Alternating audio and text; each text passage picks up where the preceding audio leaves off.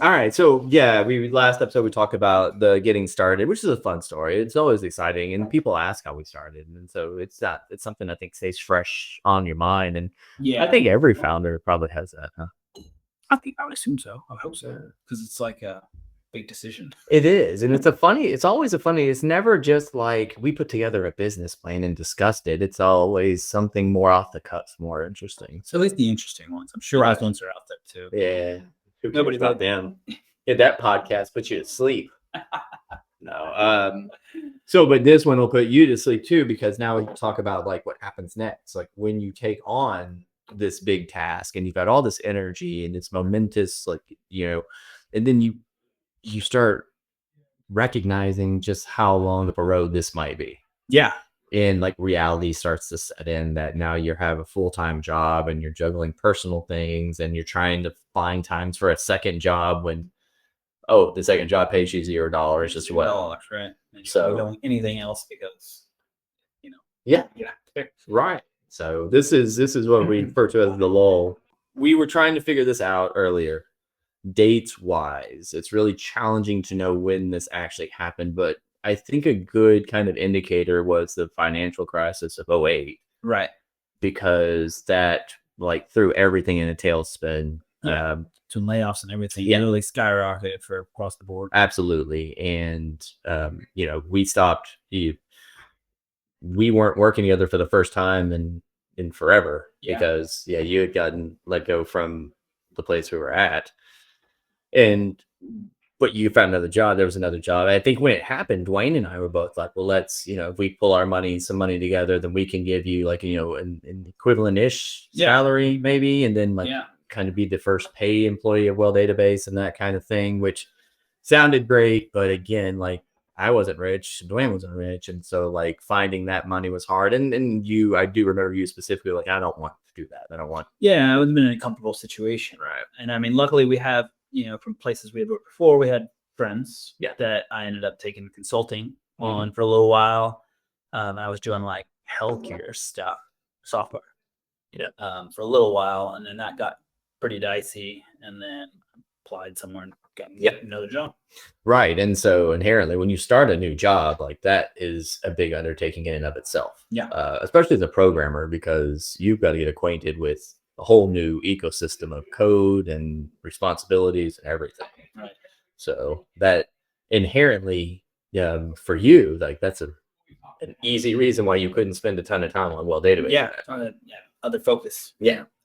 Yeah. The tasks at that place were a lot different than just straight software. I was learning training and all that kind of. So I did not only learn it, but kind of learn how to teach people to use it. Yeah. And everything. So you had to know it thoroughly.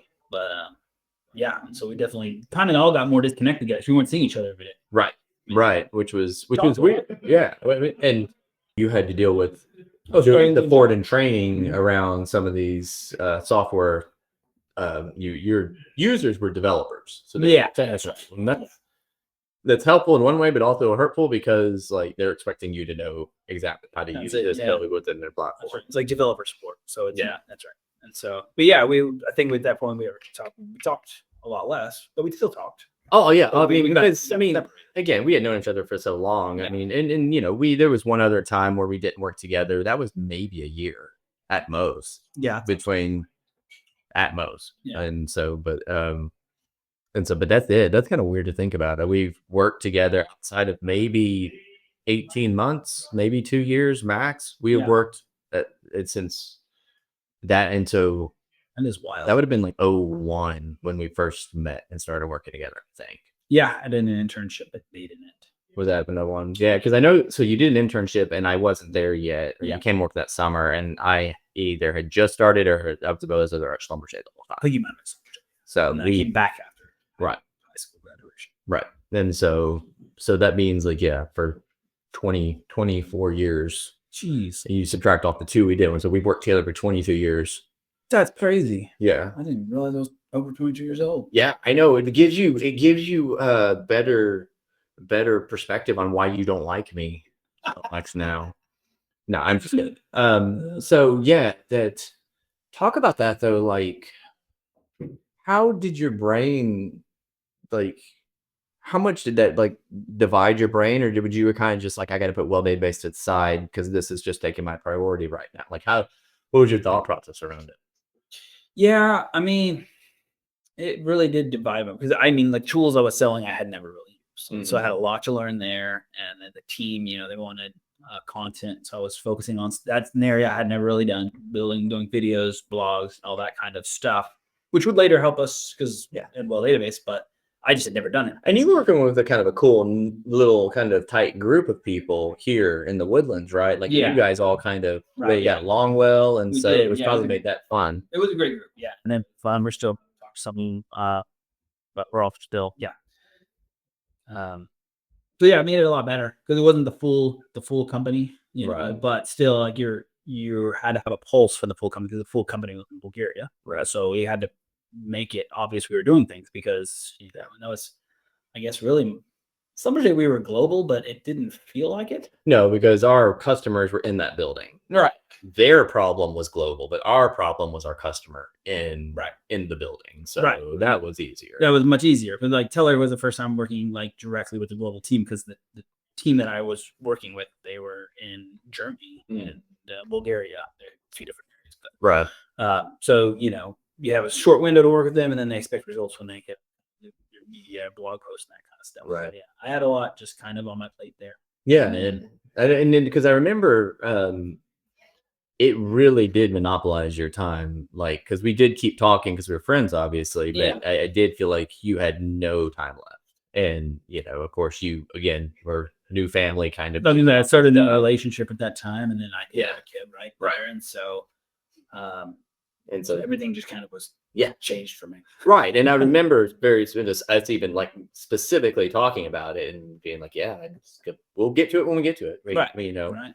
And at that same time for me, so you had a lot of changes. Yeah. So I think we were talking about this. I think I may have misspoke earlier. I think I may have 3 kids when we started, and then I had a 4th right after we started, and then I had a 5th right after that. So because I have no brain, and that's just what you do.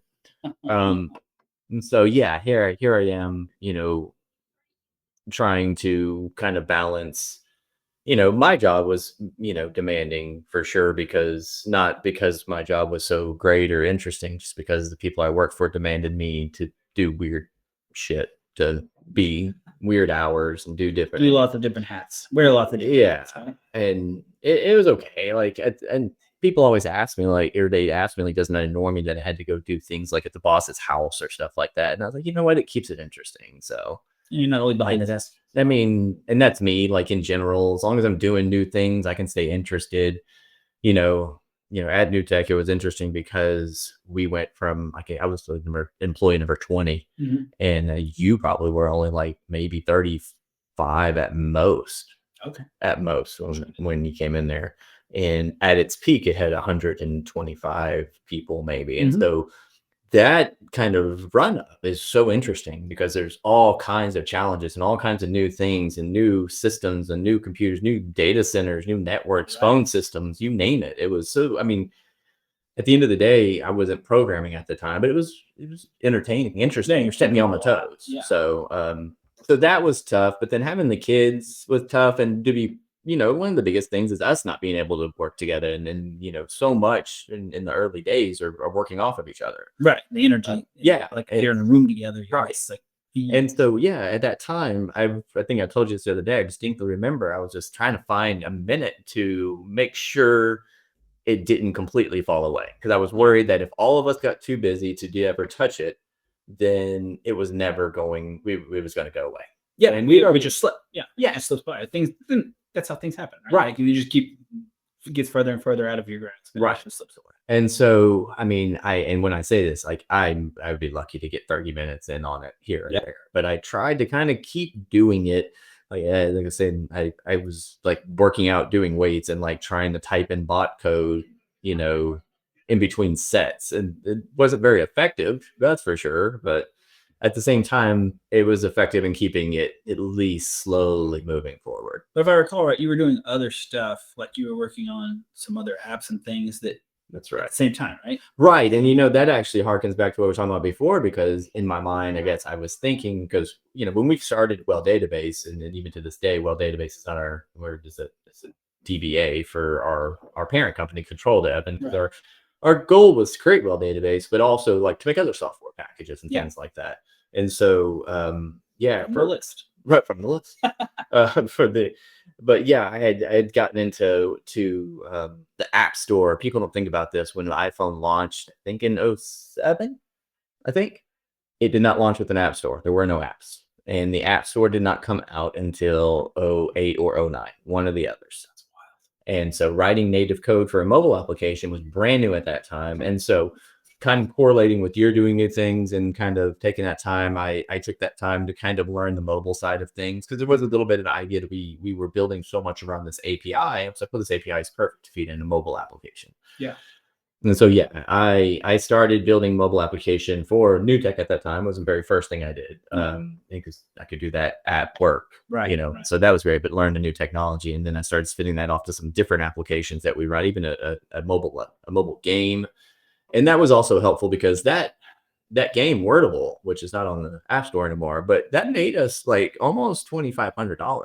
That's awesome. Yeah. He wrote a full Facebook version. He never released it. Yeah, no, It worked perfectly fine. and Wordable, it's still to this day not a bad. I mean, somebody asked me about it the other day. Is that thing still on? I was like, I actually don't think it is. what was the one that the New York Times bought not that long ago for like it wasn't that much money, but it was one dude wrote it. I forget. I wrote it for his wife. Yeah, it's a work.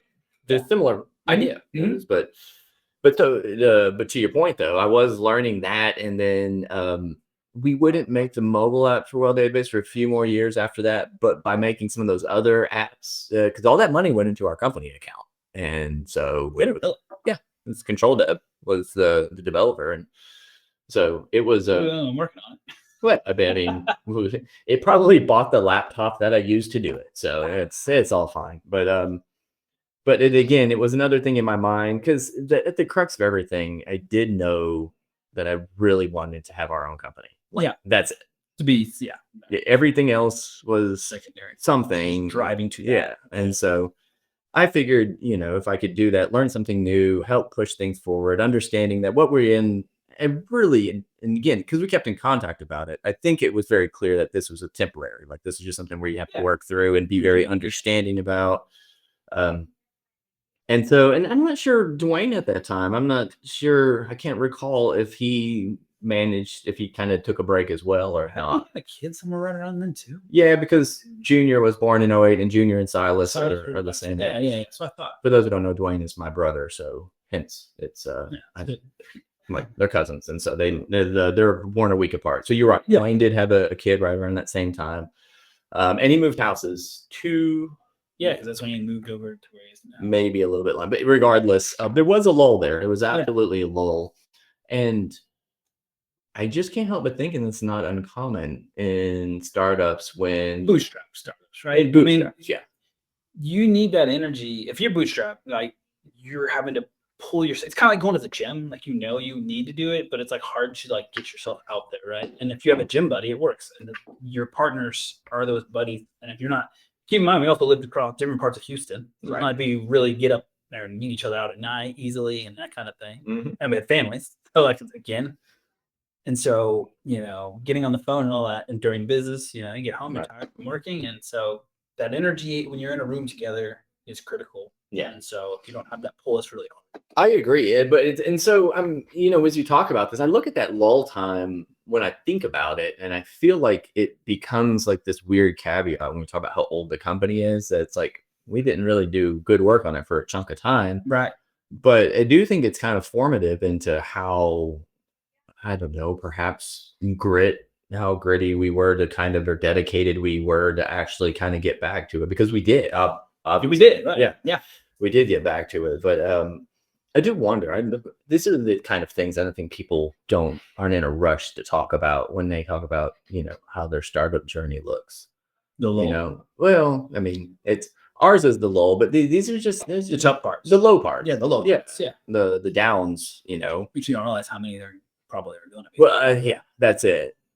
But I guess I mean, and yeah, having kids, having family, starting up. This is what I actually told my all my children, but my second oldest son. I was like, if you're gonna start a business, just live in our basement and start it now. Yeah. And like trust me, in 10 years is not like everything is more complicated as time goes on. Absolutely. You have more expenses. You're gonna have a family. You're gonna have all of this stuff going on. And that's just not it's not an option anymore. Well, I mean it is, but it's a difficult option. Right. It comes to hard. I know, and I throw that in there when I tell a story. I was like, yeah, I waited till I have had 4 or 5 kids and said, hey, let's quit a job and start a company.